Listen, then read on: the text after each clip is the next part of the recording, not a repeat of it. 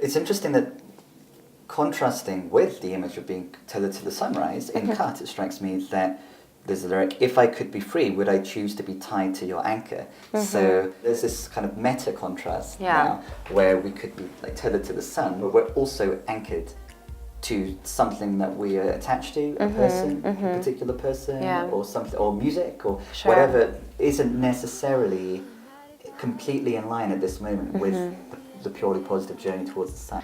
In Wandering, you know, yes, I finished the record talking about being tethered to the sunrise, like having an orientation. And I think that a lot of the record is me trying to find that thing to hold on to. And really, as I look at my own like interpersonal journey, it's over the last few years, and as I was writing this song, I was kind of coming to a place where I was beginning to realize that I didn't have a voice in a lot of pieces of my life, in my relationships with people, in the work that I was doing. And I thought that I kind of began to realize like I needed to take back my power, essentially, in those areas where I was letting people manipulate me, or a lot of this is about people manipulating me, actually, and beginning to say like, no, like you don't get to make those choices for me anymore. Like I'm going to like put a firm stake in the ground and decide what's best for me.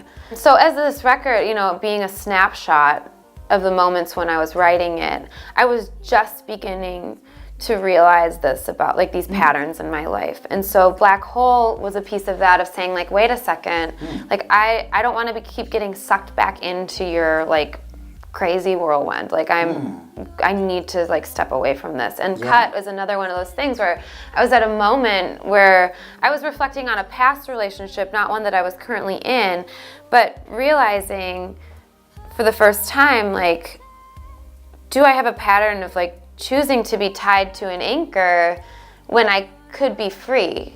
Like, am I choosing what's best for myself? Because I think a lot of times you feel like, or I would feel like I didn't have a choice. But it was the moment that I was beginning to understand, like, no, I do have a choice. I can choose to take care of myself. And I don't have to, like, let other people make decisions for me. There's the lyric in, hunger is a magnet. And to me, in light of what you're saying, it's almost as if we hunger for this like equilibrium or sense of like making the right decisions for us.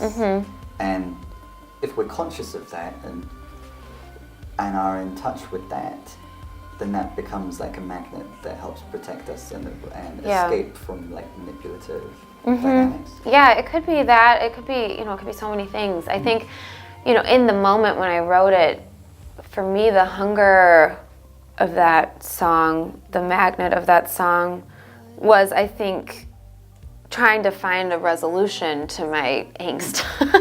You know, of like feeling like driven to keep pushing toward finding a place of equilibrium, because I didn't want to become despondent. I didn't want to become despairing, although I had moments of that.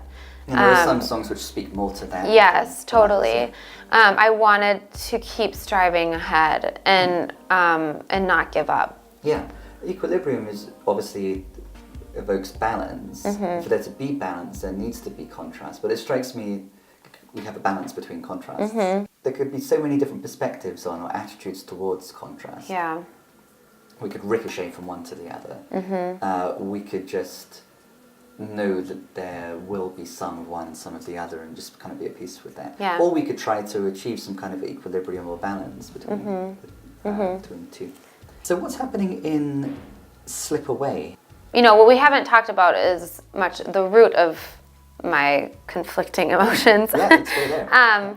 And so, well, I mean, while there was all kinds of things I think that fed into influencing all of these songs, I think that one of the core elements was that when I was young, I was raised in an evangelical background, that I had this constant exposure to church, and as an adult, I've thrown a lot of that into question, and I've had a lot of doubts and confusion about like what any of that even means, and it hasn't been as easy for me. Like, I've watched people just totally dismiss it all and just walk away.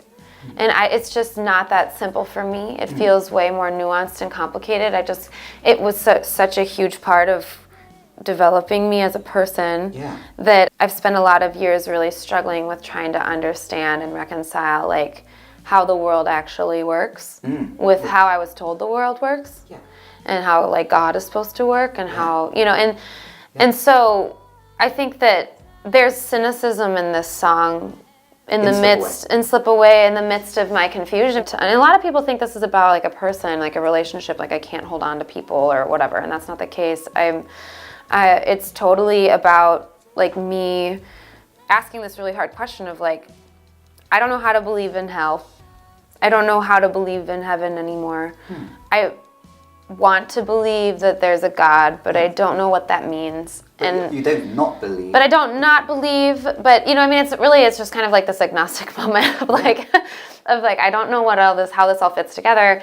This song was a very much like a what the fuck moment for me of, like, and I wrote it a long time ago, like, as I was beginning to pull on these threads and just feel like this just isn't standing up to real questions. Like, and I've never been in a place where I can ask questions, and now I am. And that's why this record, a lot of it has been, like, this scary thing of me, like, stepping out into doubt and confusion when it would be really nice to be safe and at peace and just believe that stuff and just ignore everything else. But you know that you have to move on because there is this discomfort. But I can't stay there. I want to have depth. I want to have more dimension in my life than that. And so I could just choose to be ignorant and choose to be like in a bubble, but I would be miserable. In our culture, we've been talking about the consensus about what the sun means, for example. This is Nietzsche highlights that you know, we live in a culture that's suffused with Christianity. So if someone were to think of themselves as like, oh, I've kind of moved beyond all of that, they actually probably haven't. Like, our culture is suffused with this kind of imagery. So it's interesting for you to be using a lot of this imagery applied now to your direct experience and just like trying it on for size. And like in Slip Away, confession shows up. I must confess I'm terrified. That seems not coincidental to me that there is this, like, obviously it's a religious thing to confess. And so just confessing, this is what my experience is.